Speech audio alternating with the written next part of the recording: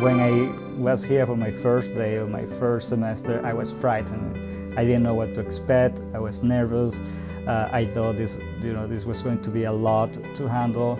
It can be overwhelming how many class options you have. You know, being a little bit older myself than the typical student, I had some concerns in my head about, oh gosh, I'm gonna be out of my depth. Am I gonna, I'm so uncool? On the very first day of class, I walked into Courtney Cogburn's class. She comes in and she leans into the mic and she goes, breathe. And so we all take a breath and she goes, they didn't make a mistake. You're supposed to be here. And instantly all of my nerves melted into the floor and I felt relieved. Don't be scared of statistics. Just relax and you'll be able to get there.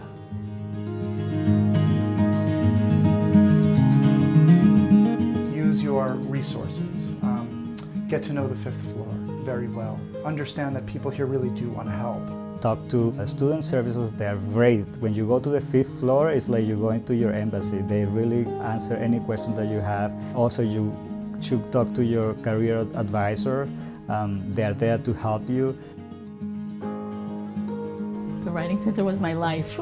Make sure before you go to the Writing Center, prepare what do you want to ask. But make your appointment with enough time, because when you're getting close to deadlines, all appointments may be booked, so book in advance. One of my strategies in class was, I said to myself, I have to ask at least one question in every class that I have. You participated in class, and then when the professor asks you, try to answer at least one question. So that's my strategy. And then I feel like I built my confidence by having that one. Keeping it professional, being on time to your group meetings, all the things that you would do at a real job, I think makes all the difference and really makes the whole experience better for everyone involved. Talk to the people around you, your professors, your fellow peers, seniors, alumni. Start that networking process as early on as you can. You should definitely not be afraid of the professors. Use them. They're wonderful resources, and I've always found them to be available. It challenged me to begin with, but I think it was such a great experience. My placement was at Bellevue Hospital in the Victim Service Program, so we worked with anyone who comes through the emergency room that's been a survivor of an assault or a crime.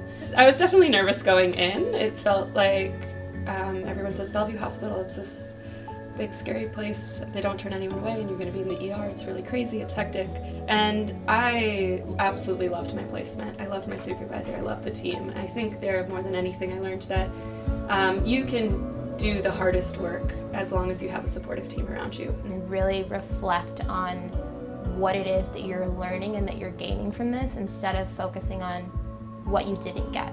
So if you come in with a field placement that's working with the geriatric population and you love babies, really just see what it is that you can get out of that. Even from the very first time you're going in there for that interview for your first year job placement, make a great impression, because they could be in a position to offer you a job.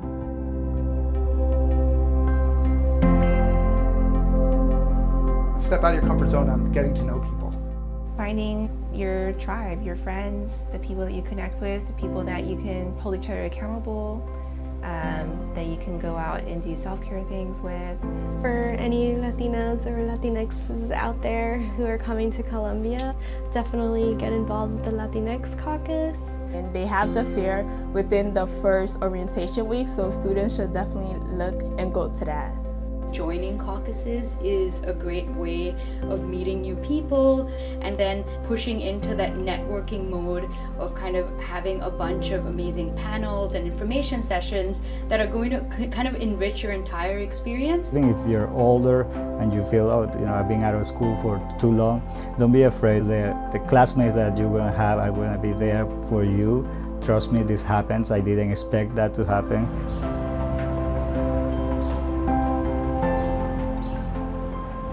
Be open to actually pushing yourself, take advantage of everything, even if it's taking an extra course that you might not have thought that you would take, gaining some kind of skill on something that's different. The things specifically that you're interested in, Maybe they have a couple classes here at social work, but they are most likely going to have it somewhere, whether at the law school, public administration, public health, the business school. Visit the other schools, so go to SEPA, go to the journalism school, to the business school, Union Theological, all the different schools. They have so many great events every year.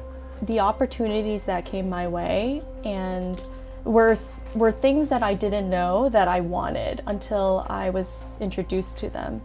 So just keep an open mind and go for any opportunity that comes your way.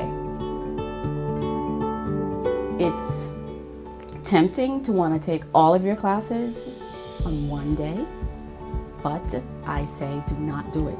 I did it, and it was a huge struggle because you're here all day, you have classes back to back, and you don't really have a break. Yes, you need to meet all your deadlines and you need to do all your readings, but you need to make sure that you're taking care of yourself and your mental health. When finals are around, when you have a lot of papers, it can be a lot and you can actually feel like you're drowning, but it's really important to stay connected to the people who keep you above water. Be brave. You can do that. You are here now. This is the time for you to change your life. This is time for you to practice a lot. So go ahead, you know.